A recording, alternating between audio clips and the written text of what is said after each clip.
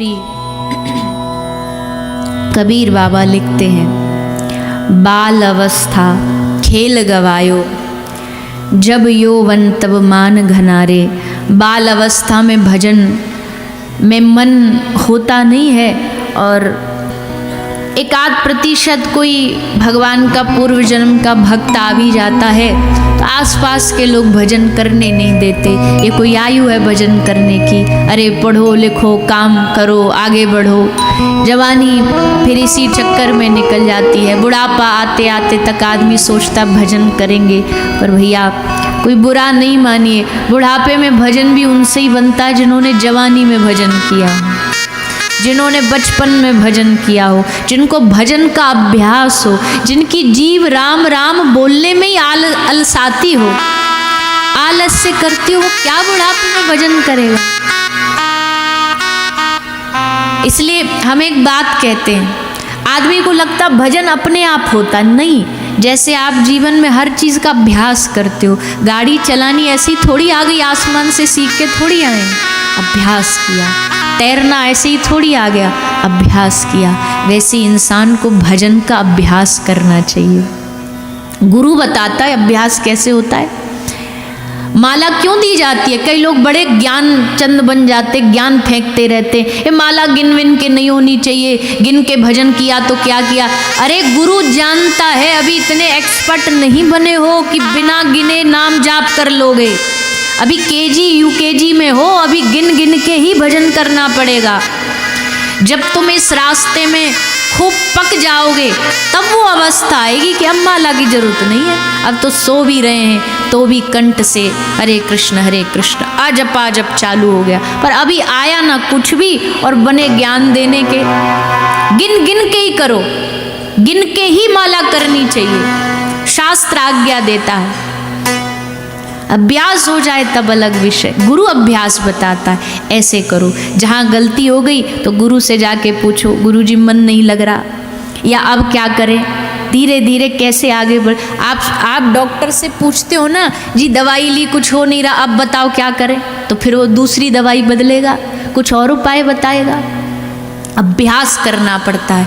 हम तो कई बार कहते हैं इस लोगों को, अब पता नहीं वो बात कितनी सही है गलत है, पर अभ्यास कैसे करना चाहिए, नाम जप का बोले याद नहीं रहता। हम कहते हर कुछ भी नहीं तो हर आधा घंटा में अपने फ़ोन में एक अलार्म लगा, आधा घंटे में अलार्म बजे और अलार्म बजे तो आपको याद आए नाम जपना है, महामंत्र जपना, गुरु मंत्र जपना है, तुरंत याद आए। 2, 5, 10 दिन अभ्यास करो, धीरे धीरे फिर वो खत्म हो जाएगा। अलार्म की अब जरूरत नहीं, अब अपने आप मन को आधे घंटे में याद आएगा, अरे कुछ करना है। अभ्यास। एक हमारे ब्रज में महाराज जी रहते थे, तो उनका नाम जप की संख्या थी, इतनी जाप तो करनी है, पर अब दिन दिन में तो कर लेते, रात को नींद आती, नींद आएगी तो क्या करें। तो महाराज जी क्या करते, उनकी बड़ी मोटी चोटी थी, शिखा थी, तो शिखा को क्या करते, उनके जो दरवाजे की कुंडी थी ना, उस कुंडी में चोटी बांध देते, और जैसी माला जप करते करते नींद आए तो एकदम ऐसे गिरे। अब जैसे गिरे तो चुटिया खींचे और छोटी खींचे तो एकदम याद आई, नींद हटी, एकदम फिर से नाम जप करने लग गए। फिर थोड़ी देर बाद नींद आई, फिर जबकि लगी, फिर सर नीचे झुका, फिर नाम जप। ऐसे अभ्यास कर कर के संत महात्मा ऐसी थोड़ी नाम जापक बन जाते हैं, ऐसी थोड़ी रोम रोम से भगवान नाम निकलने लगता है। एक महाराष्ट्र के संत हुए, गृहस्थी हुए, भक्त हुए भगवान के। चोखा मेला नाम था उनका, भक्तमाल जी में उनकी कथा आती है। महाराष्ट्र के भक्त हमें बहुत प्रिय हैं। चोखा मेला, गोरा कुमार, करमेती बाई, नामदेव जी के घर काम करती। तो ऐसे उस समय एक समय आया था जब संतों का पूरा एक मेला लग गया था महाराष्ट्र में, तो उसी में एक था नामदेव जी का परिकर चोखा मेला। तो ये क्या करते, ये सारे लेबर का काम, मजदूरी करते थे। तो मजदूरी करते करते एक बार एक पूरा की पूरा मकान ढह गया, सब लोग उसमें दब गए। सब लोग जैसे उसमें दबे तो तो चोखा मेला के परिवारजनों ने कहा कि भैया कैसे पहचान करोगे, क्योंकि पूरा शरीर खराब हो चुका है, कैसे पता लगेगा कि ये चोखा मेला है, उसका शव है, उसका शरीर है। तो श्री नामदेव जी ने बताया एक ही तरीका है। क्या? बोले हड्डियों को लेके कान से लगाओ, और जिन हड्डियों से तुमको विठ्ठला विठ्ठला विठ्ठला पांडुरंगा पांडुरंगा आवाज आ जाए, समझ जाना ये चोखा मेला की हड्डियां। अब आप विचार करके देखो, जीवन भर उस महापुरुष ने कितना नाम जपा होगा कि मरणोपरांत हड्डियों से भी विठ्ठल विठ्ठल की आवाज आ रही है। जेनाबाई के कंडों से विठ्ठल की आवाज आ रही है, ऊपलों से विठ्ठल की आवाज आ रही है। ये कृपा नहीं है क्या? तो भैया हम इतने कोई पहुंचे हुए महात्मा तो नहीं है, पर अभ्यास करने में क्या जाता है। अभ्यास करिए भजन का, भक्ति का, गुरु आश्रय लेकर के। हाँ, ये जरूर है, इसमें भक्ति में दो तरीके हैं, एक है अपना प्रयास और दूसरा है उसकी कृपा। अपना प्रयास करके फिर उसकी कृपा पे छोड़ दो, प्रतीक्षा करो, इंतजार करो, फिर वो कृपा करेगा। तो ये भाव लेकर के कथा श्रवण करना चाहिए। श्री सुखदेव जी महाराज राजा परीक्षित के पास गंगा के तट पर आए। राजा परीक्षित ने देखा सामने इतने बड़े बड़े महापुरुष विराजे हैं, अब मृत्यु से किसको डर है। भैया मौत कल आए तो आज आ जाए। और राजा परीक्षित ने बड़ा सुंदर प्रश्न किया, अतः पृच्छामि संसिद्धिम योग नाम परमम गुरुम पुरुषस्य यत् कार्यम म्रियमाणस्य सर्वथा। मरणासन्न व्यक्ति को क्या करना चाहिए, क्योंकि देखो मौत से किसकी यारी है, मौत से किसकी यारी है। आज मेरी तो कल तेरी बारी है। ये झंझट चलता रहेगा, ये मृत्यु का, इससे कोई बच नहीं पाया। न मेरा एक होगा न तेरा लाख होगा, न तारीफ मेरी होगी न मजाक तेरा होगा। गुरूर न कर शाहे शरीर का, मेरा भी खाक होगा और तेरा भी खाक होगा। बड़े बड़े बादशाह मिट गए इस मिट्टी में, बड़े बड़े धुरंधर मिट गए। ये माटी सबको अपने भीतर समा लेती है। और भैया अजी आश्चर्य देखो, दुनिया का एकमात्र मनुष्य ऐसा जो मरने के बाद यूजलेस है, और तो फिर भी कहीं ना कहीं पशु पक्षी सबका जीवन कहीं ना कहीं उपयोग में आ जाता है। इस शरीर के मरणोपरांत तीन ही गति है, गाड़ दो तो मिट्टी बन जाएगा, जला दो तो राख हो जाएगी, खुले में छोड़ दो तो चील कौए खा जाएंगे। बस इसके अलावा इस शरीर का कोई उपयोग नहीं है। हाँ, जीते जी जो उपयोग इसका कर सके भगवान की भजन के लिए, उसका उपयोग करके इस शरीर को, इस जीवन को पूरा किया जा सकता है। अब लोग मरने से बचने का अब तो प्रयास बहुत करते हैं। बोले कैसे? बोले आज संसार में यही तो चल रहा है, बुढ़ापे ना आने की कितनी दवाइयाँ आ रही हैं बुढ़ापे से बचने के कितने लंबे चौड़े सिस्टम डॉक्टर बता रहे हैं, ये करवा लो, ऐसा करवा लो, सर्जरी करवा लो, झुर्रियाँ नहीं आएंगी, ये नहीं आएगा, वो नहीं आएगा। पर भैया कितने भी सिस्टम करवा लो, जन्म मृत्यु जरा व्याधि, ये चार चीज़ों से कोई बच नहीं पाएगा। जन्म मृत्यु ये भगवान की द्वारा तारीख निश्चित करके भेजा गया है। जिस दिन जन्म होता जानते हो, जन्म ही नहीं होता, उस दिन हमारी मृत्यु भी जन्म लेती है साथ में।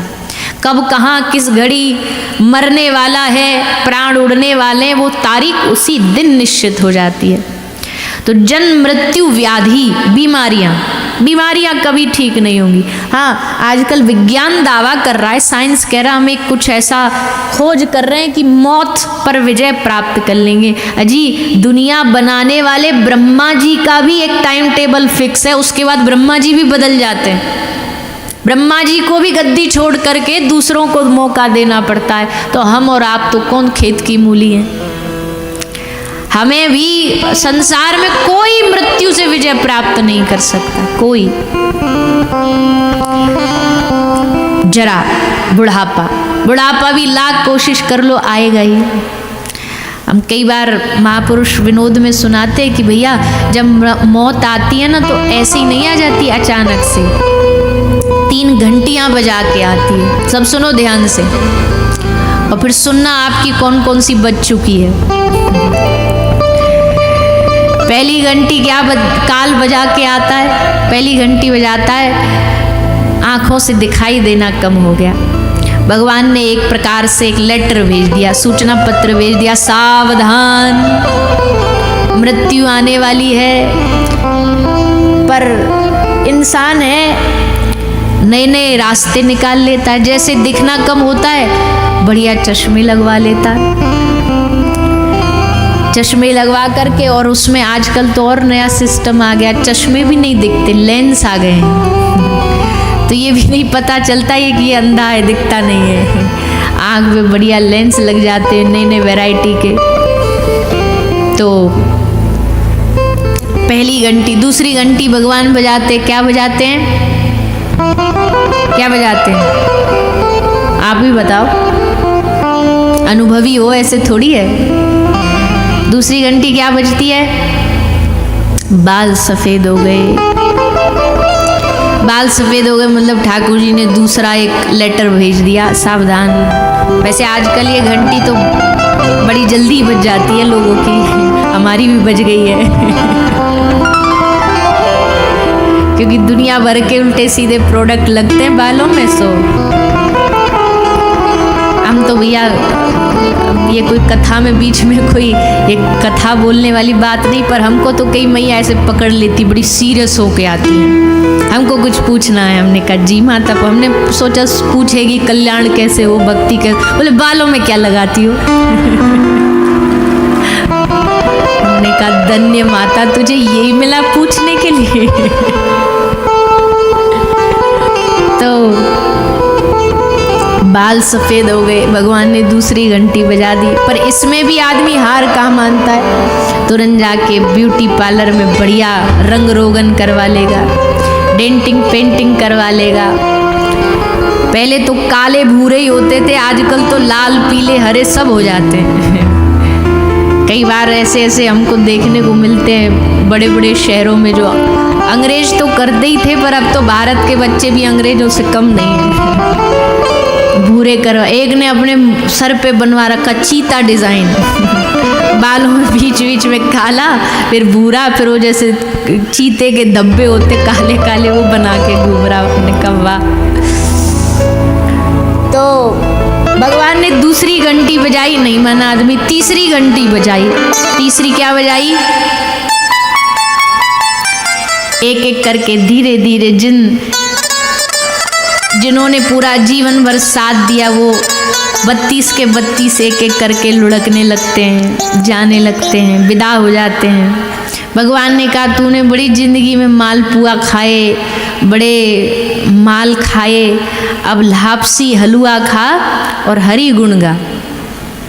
पर आदमी कहेगा ऐसे कैसे हार मान लेंगे हम डेंटिस्ट के पास जाएंगे, भगवान ने भी उतने बढ़िया नहीं लगवाए होंगे जितने हम लगवाएंगे, 32 के 32 एकदम चमकते हुए, चमाचम, ना ऊपर ना नीचे, सब एकदम बैलेंस में, दांत लगवा लिए।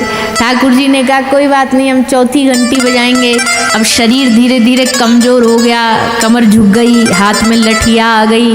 भगवान ने कहा तूने जीवन भर ऐसे तन के चला था, अब ने झुक के चल, अब लठिया ले ले, धीरे धीरे झुक के चलना सीख। पर फिर टीवी पे एडवर्टाइज देख लेते हैं, सोना चांदी च्यवनप्राश खाओ,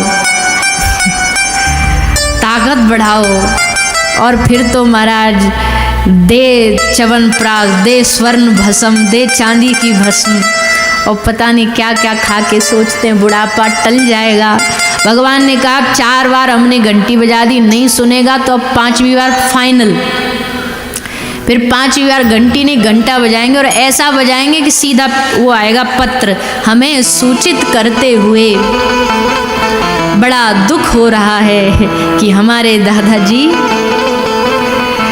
फिर सीधा सूचना पत्र आता है। फिर तो भैया पहले ही सावधान हो जाओ, जिसकी जितनी जितनी घंटियाँ बज गई हैं उतनी ज़्यादा अलर्ट हो जाओ कि अब कभी भी 5 भी बज सकती है, तो सावधान। भगवान का भजन कर लें, समय से पहले कर लें, समय से पहले ध्यान रख लें। तो भैया काल, जरा, बुढ़ापा, मृत्यु, व्याधि, बीमारी कोई भी आपसे छुड़ा नहीं सके। ये संसार का सिस्टम है, ये मानव जीवन का सिस्टम है, ये ऐसे ही चलता है। श्री परीक्षित राजा जैसे कथा सुनने को आतुर हुए, देवतामृत का कलश लेकर के आ गए। सुखदेव जी ने कहा राजा परीक्षित से, बोल भैया आप ही बताओ, क्योंकि श्रोता आपको क्या चाहिए, आपको कथामृत पान करना है या आपको अमृत पान करना है?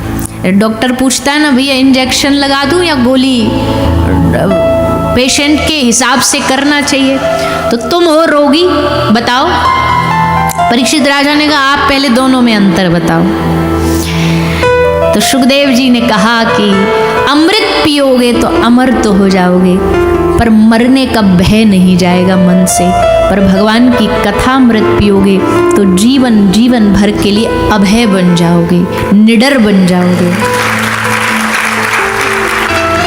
और वैसे भी हमने एक दिन शायद, पता नहीं स्मरण में नहीं, पर शायद बोला था कि आदमी अमर बनता है अमृत से नहीं, अमर बनता है अपने भजन से, अपने कर्म से।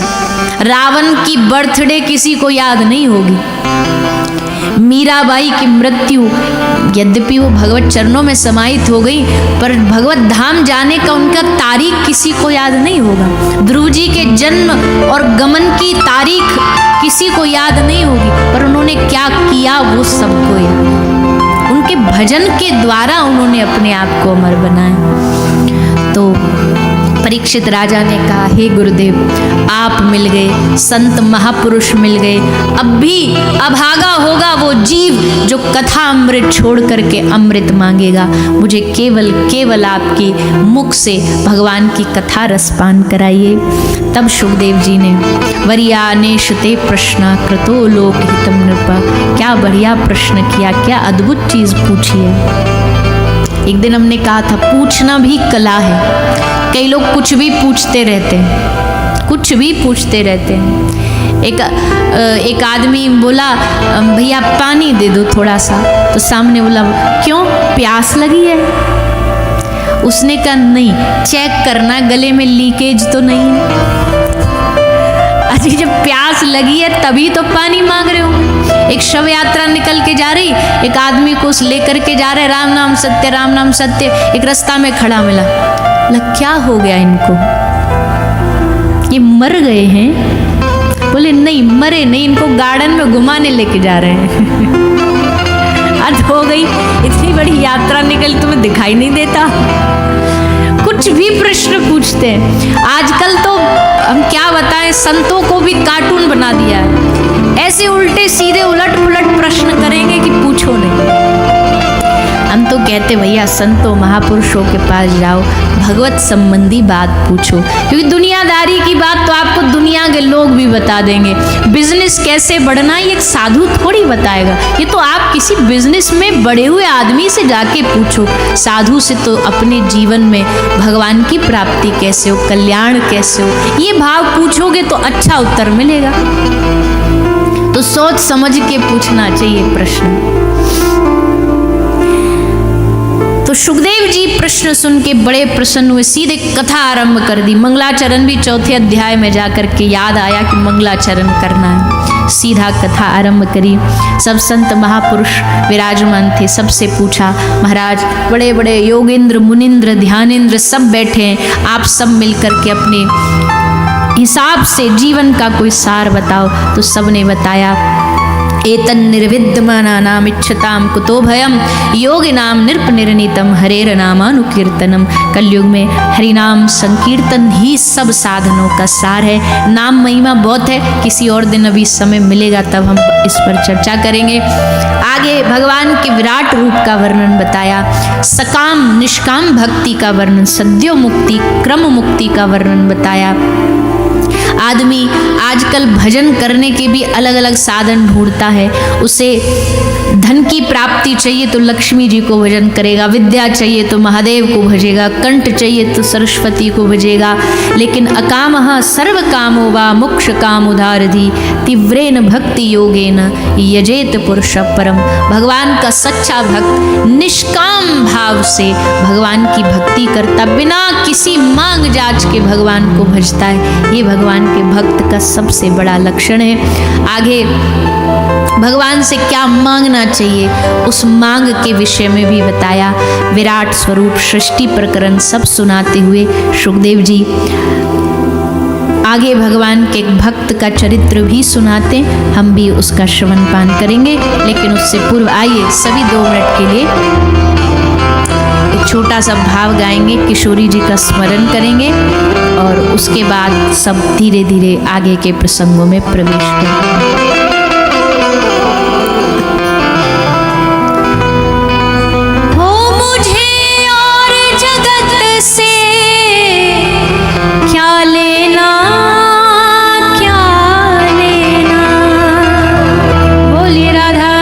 सरकार की जय। कण कण में राधा रानी, वृंदावन की महारानी, इन चरणों से दूर मन भागे ना। वृंदावन के जो रसिक प्रेमी होंगे वो जानते हैं कि भैया वृंदावन में हुक्म चले श्री बरसाने वारी को। वृंदावन में ठाकुर जी के इशारों पे कुछ भी नहीं होता, कुछ भी नहीं। ठाकुर जी तो ऐसे बेचारे दबे दबे से घूमते, डरपे डरपे से। जो कुछ वृंदावन में चलता है किशोरी जी के इशारे पे चलता है। अजी ठाकुर जी को भी सिद्ध करना हो तो किशोरी जी करती हैं। एक पैगांव में बाबा रहते थे, नागा जी। वृंदावन के पास एक गांव है, उसमें रहते थे। श्री चतुरदास जी नागा इनका पूरा नाम था बाबा का। और ये प्रातःकाल वृंदावन से गोविंद देव जी के दर्शन करके अपनी परिक्रमा चालू करते, मंगला का दर्शन करके। मथुरा में केशव देव जी की श्रृंगार आरती का दर्शन करते, बरसाना में आके राजभोग आरती दर्शन करते और गोवर्धन श्याम कुंड रात्रि होते होते समय दर्शन करके वृंदावन लौटते। माने हर दिन ये लगभग 36 कोस की यात्रा करके जाते थे, पूरे 36 कोस की यात्रा करके फिर वृंदावन लौटते। नियम था इनका, रोज इतना। अब आप सोच के देखो, अब ये विज्ञान की बुद्धि से भी परे है। 3 दिन तक तो श्री नागा जी श्री पावन सरोवर पर बेहोश पड़े रहे। तो ठाकुर जी ने आकर के इनको दुग्ध पिलाया। नागा जी की कथा भक्तमाल जी में बड़ी सुंदर आती है। ठाकुर जी ने इनको आके दूध पिलाया।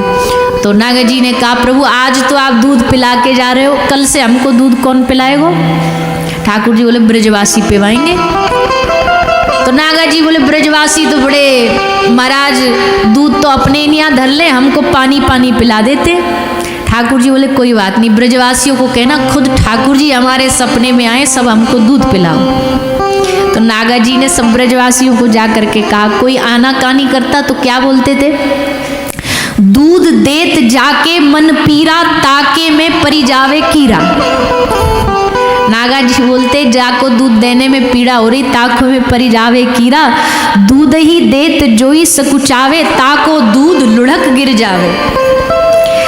और दान किए दिन दूनी बाढ़े, घर के दोष रोग सब काढ़े। तो सब लोग डर के मारे बोल बाबा जी ऐसा बोलेगा, तो सब दूध पिवाने लगे महाराज जी को। तो एक बार महाराज जी के जीवन की घटना ऐसे घटी कि आप जा रहे थे, कदम खंडी एक ब्रज में स्थान है बरसाना के पास में, वहाँ से निकल के जा रहे थे। तो वहाँ हीस के झाड़ थे, जो झाड़ियाँ होती है ना, कांटेदार झाड़ियाँ। तो हीस की बड़ी तीखी तीखी झाड़ियाँ थी और नागा जी के बड़ी लंबी जटाएं थी, बड़ी लंबी जटाएं और दाढ़ी रखते थे। सो जल्दी जल्दी तो जा ही रहते अपना नियम पूरा करके। सो बाबा जी की दाढ़ी, बाबा जी की जटा झाड़ियों में जा कर के उलझ गई और उलझी भी बड़ी बड़ी गहरी। अब नागा जी खड़े हो गए। ब्रज के कुछ लोग आए, बाबा जी को ढूंढते ढूंढते देखा, रे बाबा की जटा उलझ गई, बाबा की जटा उलझ गई। बोले लाओ बाबा हम सुलझा दें तुम्हारी जटा। बाबा बोले ना, या जटा को कोई नहीं सुलझाएगा। कौन सुलझाएगा? बोले जाने उलझाई वही आके सुलझाए तो छुड़वाऊं। बोले बाबा जी ऐसे तो तुम यहाँ खड़े खड़े पूरा जीवन निकल जाएगा तुम्हारो। बाबा बोले कोई बात नहीं, हम इंतजार करेंगे, उलझाई वाने तो सुलझाएगो भी वही। हम चाहे भूखे मर जाएं या प्यासे मर जाएं, पर तुम सबसे नहीं सुलझवाएंगे ना, हम खुद सुलझाएंगे। बोले बाबा ठीक है, तू तो भूखो मरेगो, तेरे संग हमें भी मरना पड़ेगा, हम तो जा रहे हैं। ब्रजवासी ऐसे ही होते हैं, सूदे सादे एकदम मुंह पे बोल देते हैं। तो बाबा बोले जाओ तुम सब जाओ, हम यहीं खड़े, हम इंतजार करेंगे। भैया 1 दिन 2 दिन बाबा ऐसे ही खड़े रहे। तो ठाकुर जी को अब बड़ी चिंता लगी अपने भक्त की। भगवान ने सोची अब ज़्यादा देर ना करें, पहुंच जाते हैं। तो ठाकुर जी आ गए बाबा को बोली, ले बाबा बड़ो इंतजार कर रहे हो तू, आगो मैं ले तेरी जटा सुलझा दूं, ला आगे आ। तो बाबा ने कही कि भाई साहब आप कौन हो? ठाकुर जी बोले हम ही को बुला रहे हो और हम तो ही पूछ रहे हो कौन है? हम ठाकुर जी, हम श्याम सुंदर हैं, हम नंद नंदन हैं।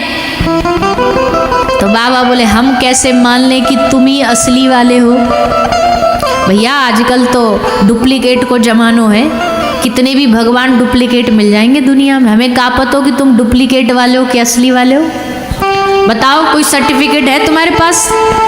ठाकुर जी बोले लो हद हो गई, हम अब भगवान हो के हम अपनो भगवान होने को सर्टिफिकेट लेके घूमेंगे? तू पहलो इंसान ऐसो मिलो हमें जो हमते हमारो सर्टिफिकेट मांग रो। हमें क्या पता हो कि भगवान होने का प्रमाण पत्र देना पड़ेगा? नहीं, हम बनवा के रखते आईडी कार्ड। पर अब जब तुम कह रहे हो तो क्या प्रमाण चाहिए? देखो हमारे सर पे मोर मुकुट है, हाथ में बांसुरी है, कारी कमरिया है, लकुटिया है, याते बड़ो प्रमाण का चाहिए? बाबा ने हंस के कही, बाबा बोले आज के जमाने में कितने रास लीला में तुम्हारे जैसे कन्हैया बने डोलते। मुकुट पहन लिया, बांसुरी लगा ली, कौन बड़ी बात है कन्हैया बनना? ठाकुर जी बोले अच्छा चलो एक काम करो, हम अपनी यशोदा मैया को बुला लाएं, मैया बोल देंगी कि हमारा लाला है ये। बाबा बोले ना, बातें भी ना मानेंगे। अरे ब्रज है, ब्रज में काई भी डोकरी को 10 रुपया दे दो तो कह देगी मैं यशोदा हूँ। ऐसे कैसे मान लेंगे कि तुम भगवान हो? अब भैया रोग तो कुछ और था बाबा को। तो ठाकुर जी बोले तुम मानोगे कैसे? तुम वो बता दो, हम तो वही प्रमाण कर देंगे। बोले या ब्रज में तो एक ही प्रमाण चलता है, जब साक्षात हमारी किशोरी जी आके बोले कि हाँ यही मेरे प्रिय, यही मेरे प्यारे श्याम सुंदर है, तब हम मानेंगे कि आप ही असली वाले हो। ठाकुर जी बोले तो ये रोग है, पहले बता देते कि हमारे दर्शन से तसल्ली नहीं हो रही तुम्हें, युगल का दर्शन चाहिए। बोले हाँ प्रमाणित तो हमारी किशोरी जी करेंगी। तब ठाकुर जी बुला के लाए, किशोरी जी ढोरे गए। बोले चलो। बोले कहाँ चलो? बोले हमारा प्रूफ देना है आपको, अब आप हमें प्रमाणित करोगी तभी तो प्रमाणित होंगे। तो नागा जी के सामने आए ठाकुर जी और श्री किशोरी जी, दोनों ने दर्शन दिया। और दर्शन दे के तब नागा जी ने कहा, आज भी कदम खंडी में ब्रज परिक्रमा में पड़ता है, बहुत सुंदर स्थान है। बाबा ने संसार के वस्त्र तक त्याग दिए थे, इसलिए इनका नाम नागा बाबा पड़ा। केवल भगवान की आराधना में डूबे रहते थे।